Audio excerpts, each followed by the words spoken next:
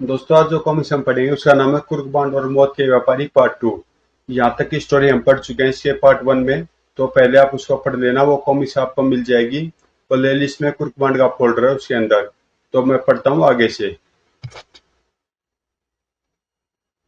यही बात मेरे दिमाग में भी आई थी, इसलिए मैंने सोचा क्यों न चलकर उससे दो चार बातें की जाए। मेरी बोरियत भी दूर हो जाएगी और उसका दिल भी बहल जाएगा। बहुत अच्छी बात सोची तुमने। जाओ, मिल तो मिल लो, पर ज्यादा देर मत करना। Thank you sister. उस मरीज से दो चार बातें करके मोटू ने अपनी प्लानिंग पर काम शुरू कर दिया। हाय। हेलो। इसी तरह कई मरीजों को हेलो करता हुआ मोटू आलोक कपूर के बेड के करीब पहुंच गया। हेलो फ्रेंड, कैसे हो? ठीक हूँ।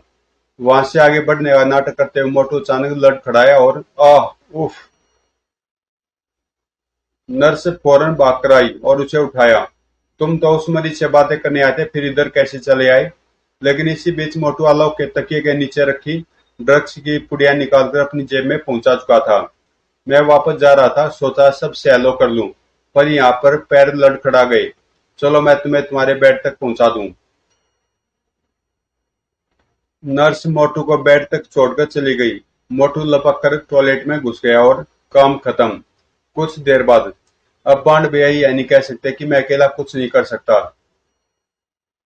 उधर, तुम पहली बार हमारे सप्लाई सेंटर पर जा रहे हो, इसलिए तुम्हें आंखों पर पट्टी बांधनी पड़ेगी। लेकिन जब तुम हमारे परमानेंट कस्टमर बन जाओगे तो इसकी जरूरत तुम्हें नहीं पड़ेगी। Okay, no problem. और फिर आधे घंटे बाद कार एक बंगले में जा रुकी। अब तो इसकी जरूरत नहीं, हटा दूं इसे? अभी नहीं, जब मैं कहूं तब हटाना। बड़ा सख्त इंतजाम कर रखा है। क्या करे, धंधा ही ऐसा है। थोड़ी देर बाद, अब पट्टी हटा सकते हो। मुझे अब भाटिया कहते हैं। तुम कौन हो? पुलिस वाले या सीबीआई के जासूस? आपको गलतफहमी हुई है मिस्टर भाटिया। मैं तो एक ग्राहक हूँ, माल लेने आया हूँ। तुम बताते क्यों नहीं सामंत भाई? अगले पल ढुम। आह। सामंत कुछ नहीं बोलेगा, बोलना सिर्फ तुम्हें है। वह भी सच। झूठ से मुझे सख्त नफरत है। मैं सच कह ढुम। आह। सच बोलो। तुम पुलिस के आदमी हो या सीबीआई के जासूस? मैं सच कह रहा हूँ। मैं एक ड्रग एडिक्ट हूँ। हमारा ग्रुप बाहर जा रहा है, इसलिए मैं ज्यादा माल लेने के चक्कर में सामंत के साथ यहाँ आया हूँ। बॉस ये ऐसे मुंह नहीं खोलेगा। तुम ठीक कह रहे हो साका। अब इसकी जुबान खुलवाने की जिम्मेदारी तुम्हारी है। Okay boss. वीरू उसके हाथ पैर कुर्सी से जकड़ दे और जरा इसकी जेब टटोल लेना। ओके। कुछ क्षण बाद, बॉस इसकी जेब से यह लाइटर और सिगरेट केस मिला है। देखा तो जरा। मुझे तो इनमें कुछ गड़बड़ी लगती है। इन्हें पास्कल के पास ले जाओ, कहना जितनी जल्दी हो सके इनके बारे में रिपोर्ट दे। वीरू दोनों चीजें लेकर चला गया। आधे घंटे बाद वह वापस लौटा। बॉस, सिगरेट केस में टेप रिकॉर्डर और लाइटर में कैमरा फिट है। ओ, तो तू एक नशेड़ी है क्यों? हाँ हाँ। झूठ पर झूठ बोले जा रहा रामजादे। धड़ाक उफ। किसी नशेड़ी के पास जासूसी जासूसी के काम आने वाला इतना कीमती टेप रिकॉर्डर और कैमरा नहीं होता, समझा? वैसे एक बात तो साफ हो गई कि तू पुलिस का आदमी नहीं है, क्योंकि जासूसी के इतने अच्छे उपकरण अभी पुलिस विभाग के पास नहीं है। तू यकीनन सीबीआई का जासूस है। लेकिन सीबीआई वाले यूं ही किसी केस पर काम शुरू नहीं कर देते। जब पुलिस विभाग कोई केस उन्हें रेफर करता है या फिर कोई ऊंची पहुंच वाला आदमी उन पर केस हल करने के लिए दबाव डाले, तभी सीबीआई वाले हरकत में आते हैं। पुलिस ने तो हमारा केस रेफर किया नहीं। ऐसा होता तो हमें पता चल जाता। जरूर किसी ऊंची पहुंच वाले ने ही सीबीआई का ध्यान हमारी ओर लगाया है। तू मुझे उस आदमी का नाम बता दे, मैं वादा करता हूँ तुझे जिंदा छोड़ दिया जाएगा। इधर मैंने सच्चाई बताई, उधर यह न सिर्फ मुझे खत्म कर देगा, बल्कि सेठ का कपूर और उसका लड़का भी नाक मारे जाएगा। यह मुझे चाहे जितना टॉर्चर करे, मैं सच नहीं बोलूंगा। क्या सोच रहे हो? सोच रहा हूँ तुम्हें किस तरह अपनी बात का यकीन दिलाऊं। यह रामजादा तो तोता की तरह की बात बोले जा रहा है। साका, तुम शुरू हो जाओ, तभी यह अपना सुर बदलेगा। अगले पल झुम झुम झुम। आ उफ, मर गया। 10 मिनट तक साका कुर्बान की ठुकाई करता रहा। पर कुर्कबांड का मुंह न खुला उसका।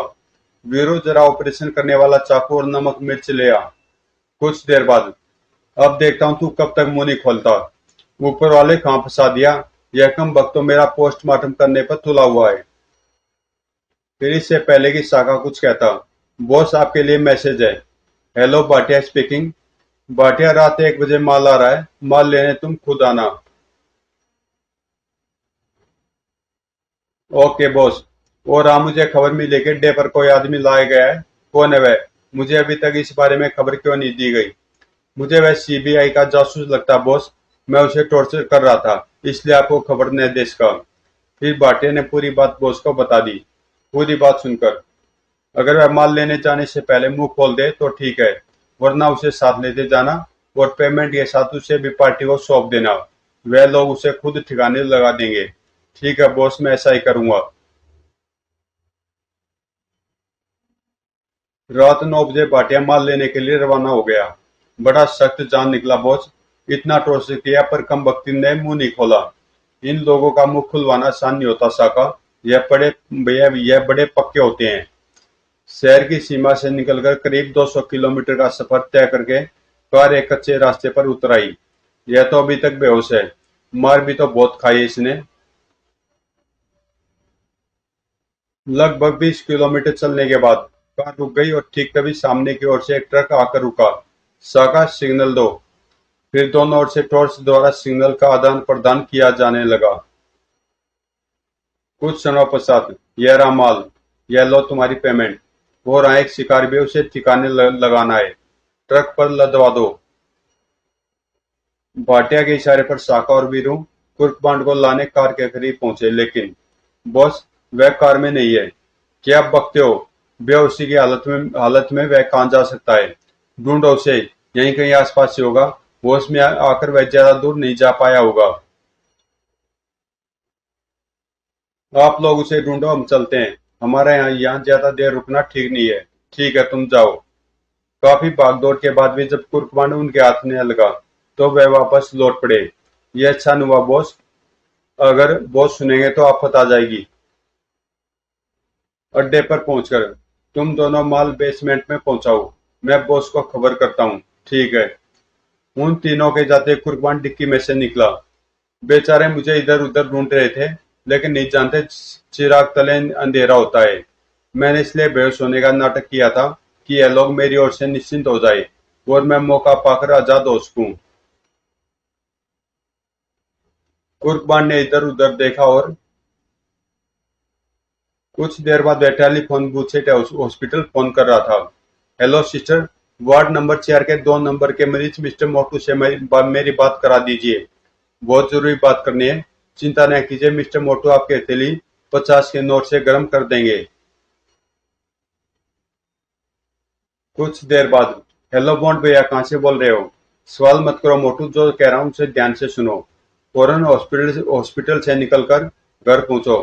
फिर फर्स्ट एड और मेकअप बॉक्स लेकर लिंकन रोड बूथ नंबर 8 पर पहुंचो। और जासूसी कैमरा, टेप रिकॉर्डर, रिवॉल्वर भी साथ लेते आना। ठीक है, मैं जल्द से जल्द पहुंच रहा हूँ। उधर, भाटिया, मुझे तुमसे इतनी बड़ी मूर्खता की उम्मीद नहीं थी। तुम्हें उसके हाथ पैर बांध कर रखने चाहिए थे। खैर, अब वह अड्डा फौरन छोड़ दो और वहां का माल दूसरे अड्डे पर पहुंचाकर मुझसे मिलो। Okay boss. ट्रांसमीटर ऑफ करके भाटिया ने शाखा को बुलाया। शाखा, जल्दी से यहाँ का सारा माल समेटो। हम फौरन ये अड्डा छोड़ रहे हैं। ड्रग्स का एक भी कण या हमसे संबंधित कोई कागज पत्र यहाँ नहीं छूटना चाहिए। बहुत अच्छा बॉस। उधर 1 घंटे के अंदर मोटू कुर्कवान तक पहुंच गया। यह क्या हालत हो गई तुम्हारी? लगता किसी ने जमकर सेवा की है। बकवास मत कर, जल्दी से मेरे जख्मों की मरहम पट्टी कर दे। एक नजर साथ में बंगले पर लगाए रखना। कोई बाहर निकले तो मुझे बताना। ठीक है। 20 मिनट बाद, बंड भैया, उस बंगले में से 2 कारें निकल रही हैं। हमें इनका पीछा करना है। मोटरसाइकिल तू चला, मैं नहीं चला पाऊंगा। और हेडलाइट मत जलाना।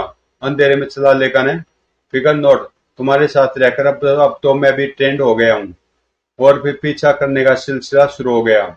शाबाश, इतना फासला बनाए रख ताकि वह लोग पीछे देखें भी तो उन्हें कुछ नजर न आए। सौका एक नजर पीछे देख, कोई पीछा तो नहीं कर रहा है? कोई नहीं है बॉस, दूर दूर तक अंधेरा छाया हुआ है।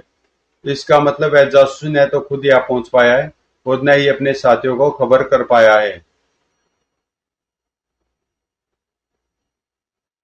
भाटिया दूसरे अड्डे अड्डे पर माल लेकर पहुंचा। जब बॉस से मिलने पहुंचा तो सुबह हो चुकी थी। अब मेरे लिए क्या आदेश है बॉस? आदेश ये है भाटिया की, तुम्हारा जिंदा रहना अब ठीक नहीं है।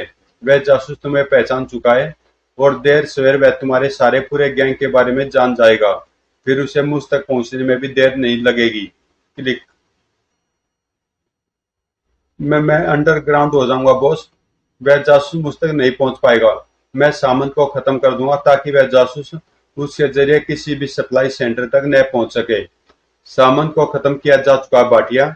रही तुम्हारी बात तो अंडरग्राउंड होकर तुम मेरे किसी काम के नहीं रहोगे और नकार आदमियों को मैं गैंग में नहीं रखता। नहीं बॉस। लेकिन पिट। आ क्लिक। फिर रिवॉल्वर जेब में रखकर उसने ताली बजाई। फौरन एक व्यक्ति अंदर प्रविष्ट हुआ। बहादुर सिंह, आज से भाटिया की जगह तुम काम देखोगे। यह लाश ठिकाने लगवा दो और किसी बहाने शाखा और वीरू को भी खत्म करवा दो। वह दोनों भी जासूस की नजर में आ चुके हैं। Okay boss. उधर कुर्कमान ने इशारा किया तो मोटू नीचे बैठ गया। चल मोटू, अपना काम तो हो गया, अब निकल चल यहाँ से। 1 घंटे बाद। मिस्टर त्रिलोक कपूर, इन फोटोग्राफ्स और कैसेट में उस गैंग की मुकम्मल मुकम्मल जानकारी है।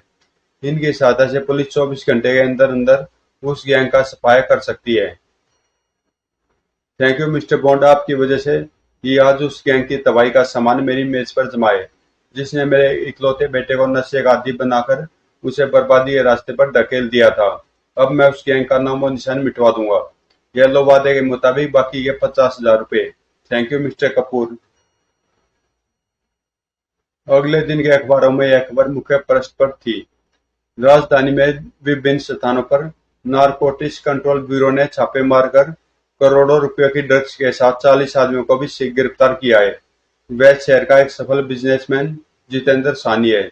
देश के कई बड़े शहरों में भी गैंग की ब्रांचों का पता चला है। अंतिम सूचना मिलने तक उन शहरों में भी अभी छापे जारी हैं। समाप्त। तो दोस्तों, ये कॉमिक्स यहीं पे समाप्त होती है और मिलते हैं किसी अगली कॉमिक्स में।